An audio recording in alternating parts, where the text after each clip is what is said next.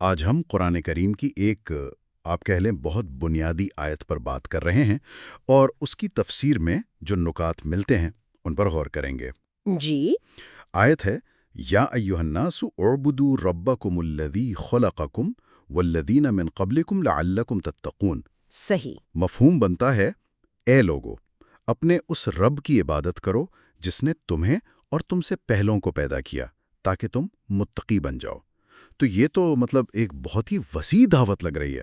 بالکل، یہ پوری انسانیت کے لیے ایک پکار ہے، سیدھا سادہ حکم ہے، عبادت کرو، اور اس کی وجہ بھی بتائی ہے، وہ ہے تخلیق، ہمارا وجود۔ اور پھر مقصد بھی بتایا، تقوی۔ جی ہاں، اور یہ جو ترتیب ہے نا، یہ خود بڑی دلچسپ ہے، اس پر غور کرنا چاہیے۔ اچھا، تو سب سے پہلی چیز جو فوراً ذہن میں آتی ہے وہ ہے یا ایھا الناس، اے لوگو۔ یہ کتنا عام خطاب ہے، کیا اس سے مراد واقعی ہر انسان ہے؟ کوئی تفریق نہیں؟ ہاں، بنیادی طور پر تو یہی ہے، ہر وہ انسان جس میں عقل ہے، سمجھ ہے، اور جس تک یہ پیغام پہنچ جائے وہ اس میں شامل ہے۔ یہ آفاقی دعوت ہے۔ صحیح۔ لیکن ایک تفسیری نقطہ بھی ہے جو حضرت ابن عباس رضی اللہ عنہما سے ملتا ہے۔ وہ کیا ہے؟ وہ فرماتے ہیں کہ عام طور پر قرآن میں جہاں اے لوگو آتا ہے وہاں مکہ کے لوگ مراد لیے جاتے تھے، کیونکہ اس وقت وہاں زیادہ تر غیر مسلم تھے، اچھا۔ اور جہاں اے ایمان والو وہاں مدینہ کے لوگ مراد ہوتے تھے جو ظاہر ایمان لا چکے تھے۔ یہ تو ایک دلچسپ تاریخی پہلو ہے، لیکن پیغام تو پھر بھی سب کے لیے ہوا۔ جی بالکل، پیغام تو سب کے لیے ہی ہے۔ اچھا، اب اگلی بات، اللہ تعالیٰ کے تو بہت سے نام ہیں، یہاں حکم ہے اپنے رب کی عبادت کرو۔ اللہ کا نام بھی آ سکتا تھا، رب ہی کیوں؟ اس میں کیا خاص بات ہے؟ دیکھیں، رب کا مطلب ہے پالنے والا، پرورش کرنے والا، مالک۔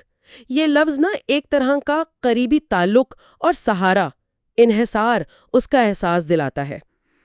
تو حکمت یہ بتائی جاتی ہے کہ جب انسان یہ سوچتا ہے کہ کوئی ہستی ہے جو اسے پال رہی ہے، اس کی ہر ضرورت کا خیال رکھ رہی ہے، تو ایک فطری شکر گزاری پیدا ہوتی ہے، دل میں ایک جھکاؤ پیدا ہوتا ہے۔ صحیح، یعنی پالنے والے کا تصور شکر پر ابھارتا ہے۔ بالکل، تو ربوبیت کا یہ ذکر عبادت کی طرف راغب کرتا ہے، اور یہ حکم دیکھیں مومن کافر دونوں کے لیے ہے۔ دونوں کے لیے؟ وہ کیسے؟ ایسے کہ کافر کے لیے پہلا قدم ہے ایمان لانا، توحید کو ماننا، یعنی اس عبادت کا مطلب ہے اللہ کو ایک مانو، اور جو مومن ہے اس کے لیے مطلب ہے کہ اس توحید پر، اس عبادت پر قائم رہو۔ اچھا، تو یہ دونوں پہلو ہیں۔ جی، ابن عباس رضی اللہ عنہ نے اس کی تفسیر میں عبادت سے مراد توحید بھی لی ہے، یعنی ربوبیت کا احساس عبادت کی بنیاد بنا، اور پھر فوراً ہی اس رب کی صفت بتائی۔ یہ الذی خلقکم والذین من قبلکم، جس نے تمہیں پیدا کیا اور انہیں جو تم سے پہلے تھے۔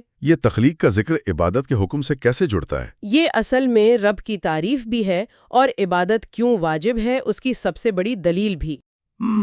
اچھا، یعنی عبادت اس لیے کرو کہ وہی تو ہے جس نے تمہیں بنایا، تم سے پہلے اربوں انسانوں کو بنایا، یہ کائنات، ہمارا اپنا وجود، یہ سب اسی کی نشانی ہے۔ تو گویا کہ وجود دینے والا ہی عبادت کا حقدار ہے۔ بالکل۔ اور آیت کا انداز بھی کچھ ایسا ہے جیسے یہ بات تو سب مانتے ہی ہیں کہ خالق اللہ ہے، یا پھر یہ اتنی کھلی حقیقت ہے کہ اس کو مانا واہی سمجھا گیا ہے۔ جیسے دوسری آیتوں میں بھی آتا ہے کہ مشرکوں سے پوچھو تو وہ بھی مانتے ہیں کہ آسمان زمین اللہ نے بنائے۔ جی بالکل وہی بات ہے۔ بہت منطقی ربط ہے۔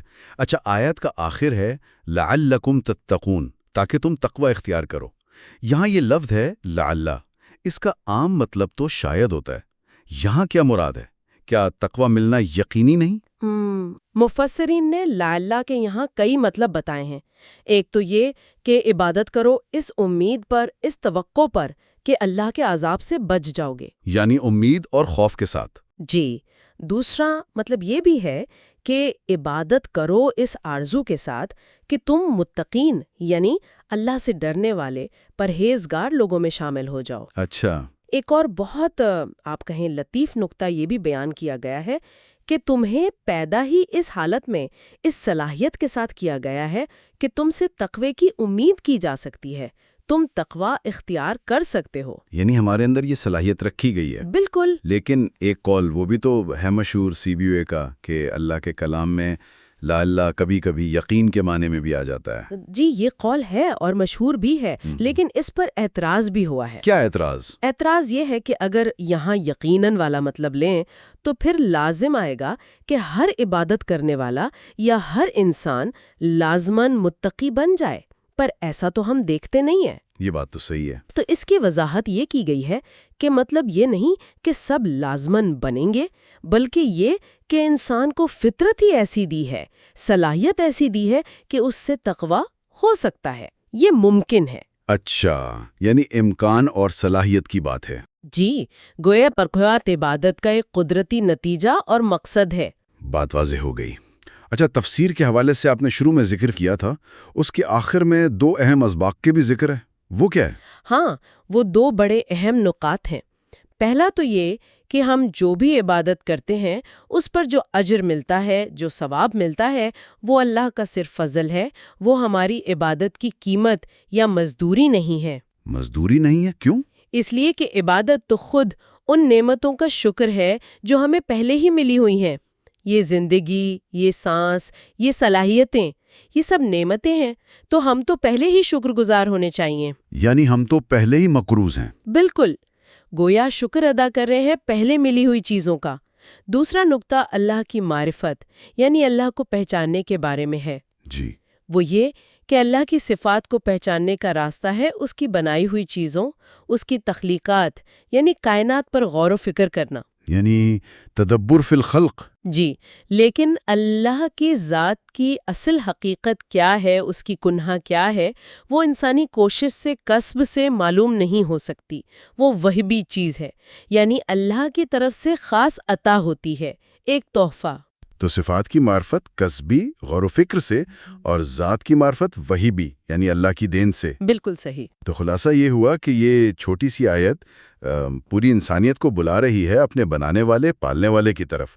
وجہ کیونکہ اسی نے بنایا ہے، مقصد تاکہ ہم ایک بہتر، ذمہ دار، خدا سے ڈرنے والی زندگی گزاریں، یعنی تقوی اختیار کریں۔ جی، اور یہ کہ اللہ کی بڑائی کو اس کی کائنات میں دیکھ کر پہچانا جا سکتا ہے، مگر اس کی ذات کا پورا علم وہ اسی کا کرم ہے۔ بالکل۔ اور یہاں ایک آخری بات شاید سوچنے کے لیے چھوڑی جا سکتی ہے، اوکے۔ وہ یہ کہ اگر اللہ کے صفات کی پہچان کائنات پر غور و فکر سے ہوتی ہے، جو کہ ایک کوشش والا کسبی عمل ہے، ہاں، آگے ملتی ہے، عطا ہوتی ہے، تو کیا یہ جو غور و فکر والا عمل ہے، یہ انسان کو اس وہبی معرفت کو، اس تحفے کو قبول کرنے کے لیے زیادہ تیار نہیں کر دیتا؟